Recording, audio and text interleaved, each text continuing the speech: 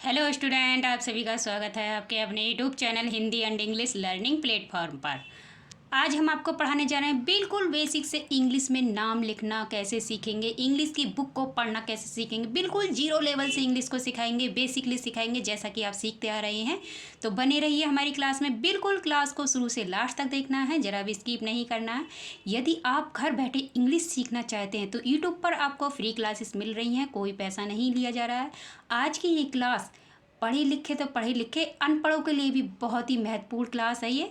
तो वीडियो को शुरू से लास्ट तक देखना है। जो भी शख्स घर बैठे इंग्लिश सीखना चाहते हैं, जिन्होंने मन बना रखा है कि हमें इंग्लिश सीखनी है और हमें कुछ नहीं आता है, तो आज की इस क्लास में बिल्कुल A to Z इंग्लिश आपको सिखा देंगे, ये हमारी गारंटी है। बिल्कुल क्लास में बने रहिए, जरा भी स्किप नहीं करना है क्लास को। अगर आप घर बैठे इंग्लिश सीखना चाहते हो तो वो हमारे channel Hindi and English learning platform को जरूर सब्सक्राइब कर लीजिएगा, बेल आइकन भी कर लीजिएगा, और जो भी नए नए कंटेंट हम आपके लिए लेकर के आते हैं उसका नोटिफिकेशन आपको तुरंत मिल जाए और आप भी जीरो से हीरो बन जाओ क्लास को देख करके। एक ही क्लास में आप इतना सब कुछ सीख जाओगे, मानो आप जैसे जादू ही हो गया हो। जिस प्रकार से आप हिंदी के वर्डों को पढ़ते हो, कै ले मैं चे मैं, उसी प्रकार से इंग्लिश बारह खड़ी भी होती है, उसको भी सीखना बहुत ही ज़रूरी है। तो बने रहिए क्लास में, हम आपको एक एक वर्ड को बहुत ही अच्छी तरीके से सिखाएंगे ताकि आप बिल्कुल भी ना भूलने पाएँ, है ना। तो घर बैठे अनपढ़ लोग भी आज इस क्लास को देखते ही इंग्लिश सीख जाएंगे, ये हमारी गारंटी है। अगर यकीन नहीं होता तो वीडियो को देख करके देखिए। सबसे पहले आप सभी जानते हैं इंग्लिश लेटर्स। इंग्लिश में जो लेटर्स होते हैं वो 26 होते हैं। कितने होते हैं? 26 होते हैं। लेकिन अगर हिंदी में वर्णों की संख्या को देखा जाए, हिंदी में अक्षरों को देखा जाए तो कितने होते हैं? 52 होते हैं। इसका डबल होता है ना। तो इसको एक वर्ण को दो ABCD, एक ABCD का वर्ण और दो हिंदी के वर्णों को मिला दिया जाए, है ना, क्योंकि एक के साथ दो कन्वर्ट करेंगे, डबल हो गया ना। 26 इंग्लिश में है और हिंदी में 52 है।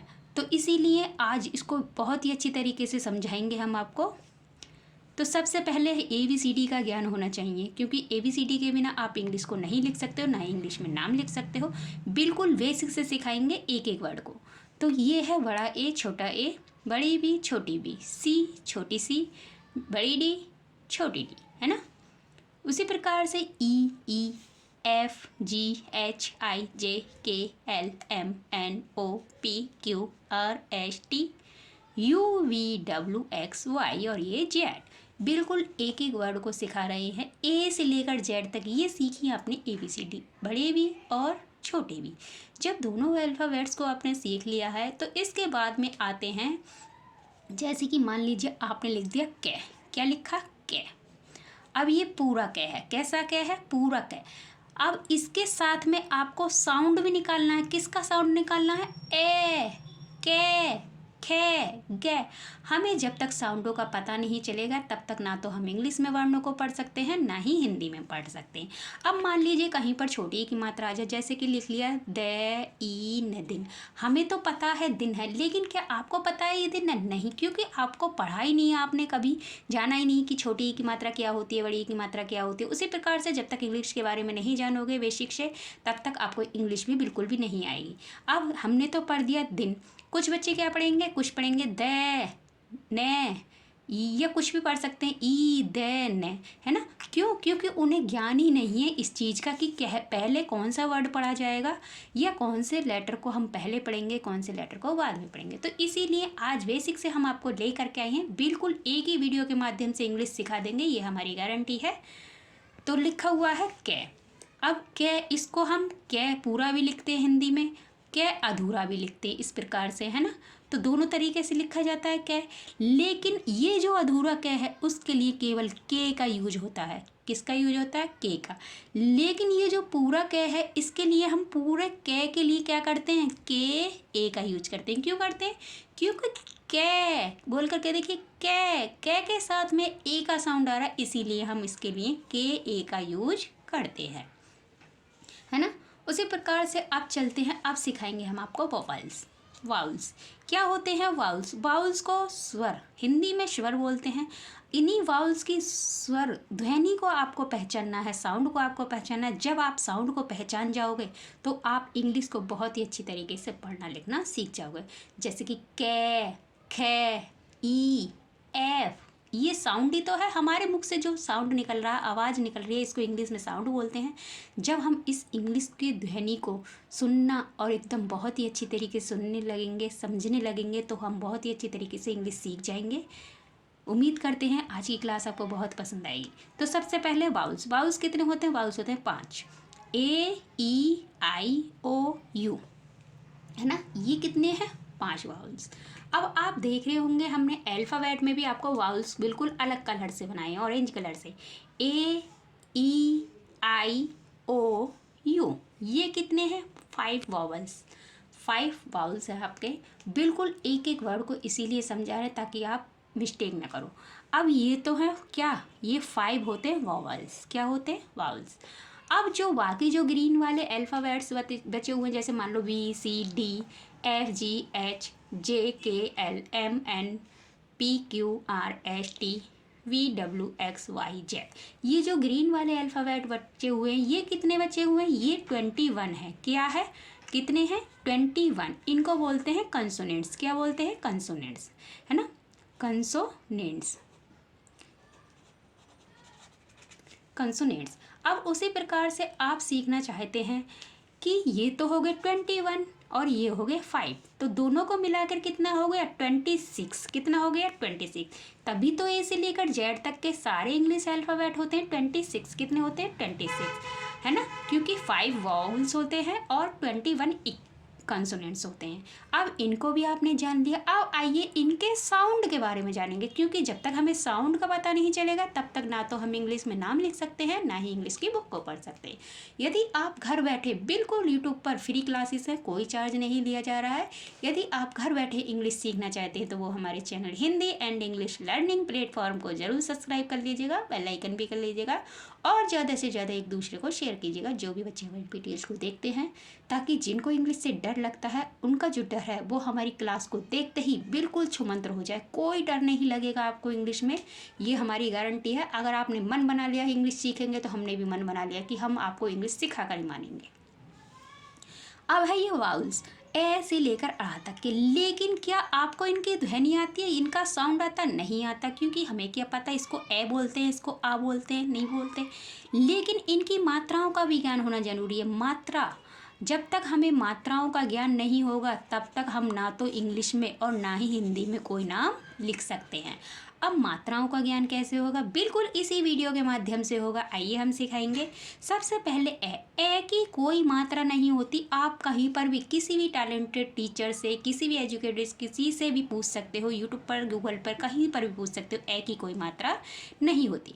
लेकिन ए का जो इंग्लिश में नाम होता है, साउंड जो निकलता है वो ए निकलता है। क्या निकलता है? ए निकलता है। अब है आ को इंग्लिश में साउंड क्या निकालते हैं आपको तो पता नहीं, लेकिन हम बताएंगे आ को इंग्लिश में साउंड क्या निकालते हैं। आ को लिखते हैं, आ की मात्रा इस प्रकार से होती है। आ को कभी कभी हम लिखते हैं डबल ए। क्या लिखते हैं? Double A. लेकिन कहीं पर हम एक ए का यूज करते हैं, है ना। उसी प्रकार से ये है ई, छोटी ई की मात्रा। छोटी ई की मात्रा इस प्रकार से होती है, धीरे से बोली जाती है। छोटी ई को हम लिखते हैं आई। क्या लिखते हैं? आई। ये है बड़ी, बड़ी जो बोली जाती, खींच करके बोली जाती, ई। अगर बड़ी ई आ जाए तो वहाँ हम डबल ई का यूज करते हैं। किसका यूज करते हैं? डबल ई का। लेकिन यदि किसी वर्ड में बड़ी ई लास्ट में आती है, अंत में आती है, तो उसके लिए हम आई का यूज करते हैं। ये बात भी नोट करने वाली है, इस बात को भी नोट कर लीजिएगा। ये है ऊ, छोटा ऊ है। छोटे ऊ की मात्रा इस प्रकार से होती है। ऊ को जब लिखते हैं इंग्लिश में, इसका साउंड निकलता है ऊ, तो इसको लिखते हैं यू। क्या लिखते हैं? यू। नेक्स्ट चलते हैं, लिखा हुआ है ऊ, ये बड़ा हुआ खींच करके बोला जाता है। इसकी मात्रा इस प्रकार से होती है। इसको जब इंग्लिश में लिखते हैं तो डबल ओ लिखते हैं। क्या लिखते हैं? डबल ओ लिखते हैं। लेकिन याद रखना, अगर लास्ट में बड़ा ऊ आ जाए, बड़े ऊ की मात्रा लास्ट में आ जाए, जैसे कालू, सालू, तो वहाँ पर हम यू का यूज करेंगे। किसका यूज करेंगे? यू का यूज करेंगे। नोट करने वाली बातें हैं, नोट कर लीजिएगा और वीडियो को शुरू से लास्ट तक देखिएगा। अगर आप घर बैठे इंग्लिश सीखना चाहते हैं तो वो हमारे channel Hindi and English learning platform को जरूर सब्सक्राइब कर लीजिएगा, बेल आइकन भी कर लीजिएगा। और जो बच्चे हमारी वीडियोज़ को देखते हैं वो ज़्यादा से ज़्यादा एक दूसरे को शेयर कीजिएगा, ताकि जिन बच्चों को इंग्लिश से डर लगता है उनका डर निकल जाए और वो भी जीरो से हीरो बन जाए। हम आपके लिए इतनी मेहनत करते हैं, इतने अच्छे से नोट्स को तैयार करते हैं, अपने हाथ से कंटेंट तैयार करते हैं, काफ़ी समय लगता है। हम चाहते हैं बच्चों को क्या सिखाएं, आज नया क्या सिखाएं। और जब आप हमारी वीडियोज को देखते हो तो हमें बेहद खुशी होती है, और जब आप हमारे चैनल को सब्सक्राइब करते हो तो हमें मोटिवेशन मिलता है, और हमारा मन करता है कि आज बच्चों के लिए कुछ अच्छा एकदम जादुई नया लेकर के आए।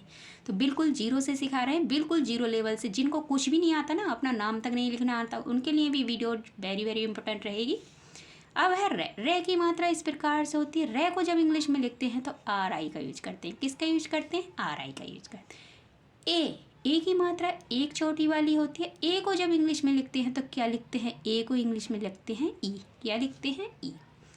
ये है आई। आई की मात्रा दो चोटी वाली होती है। आई को जब इंग्लिश में लिखते हैं तो ए आई का यूज करते हैं। किसका यूज करते हैं? ए आई का यूज करते हैं। नेक्स्ट है ओ। क्या है ये? ओ की मात्रा एक डंडे वाली होती है। ओ को जब इंग्लिश में लिखते हैं तो ओ लिखते हैं। क्या लिखते हैं? ओ लिखते हैं। उसी प्रकार से नेक्स्ट चलते हैं, लिखा हुआ है आओ।